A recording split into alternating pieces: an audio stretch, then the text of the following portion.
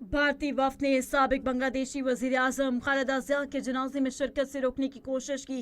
Speaker कौमी assembly की जानिब से कहा गया कि ढाका में भारतीय वजीर खारजा एस जयशंकर ने खुद आकर मुसाफिया किया। पाकिस्तान, मालदीव, नेपाल और भूटान के वफूद को बस में जनाजगाह लाया गया। बस में सवार हुआ तो भारतीय वजीर खारजा और हाई कमिश्नर फ्रंट सीट पर बैठे थे। मैंने हाई कमिश्नर के साथ थोड़ा पिछली नशिस्तों पर बैठ गया।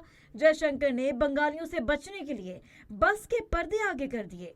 जयशंकर ने दरवाजा नहीं खोला तो मैं गुस्से और जोर से बोला कि दरवाजा खोलो। मैंने पर्दे साइड पर कर दिए और बंगाली अवाम के नारों का जवाब भी देता रहा। जैसे ही बस जनाजगाह पहुंची तो भारतीय हाई कमिश्नर दरवाजे पर खड़े हो गए। मैं नीचे उतरने लगा तो बोले, आप मत जाइए, नीचे रश है, आपको खतरा है। वजीर आजम की हिदायत पर पाकिस्तान की नुमाइंदगी के लिए बांग्लादेश का दौरा किया और बांग्लादेश की अबोरी हुकूमत के सरबराह से मुलाकात इंतहाई खुशगवार माहौल में हुई। स्पीकर कौमी असम्बली ने कहा कि मुलाकात में पार्लिमानी और अवामी रवाबित को फरोग देने पर इत्तेफाक किया गया, जबकि बांग्लादेशी अवाम की जानिब से पाकिस्तानी वफ्द का गैर मामूली तौर पर गर्म जोशी के साथ इस्तकबाल किया गया।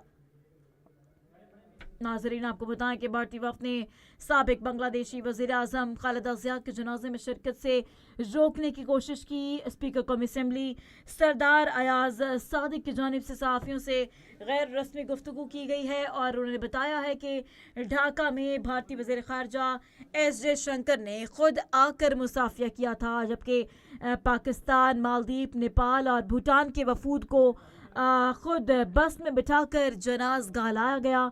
बस में सवार हुआ तो भारतीय वज़ीर ख़ारजा और हाई कमिश्नर फ्रंट सीट पर बैठे थे। मैं अपने हाई कमिश्नर के साथ थोड़ा पिछली नशिस्तों पर बैठ गया और जयशंकर ने बंगालियों से बचने के लिए बस के पर्दे आगे कर रखे थे। जयशंकर ने दरवाज़ा नहीं खोला तो मैं गुस्से और जोर से बोला।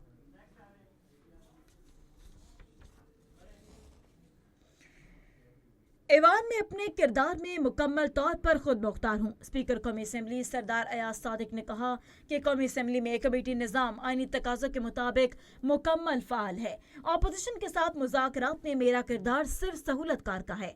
अपोजिशन ने मुज़ाकरात शुरू करने के लिए ताहाल बाज़ाब्ता कोई राब्ता नहीं किया।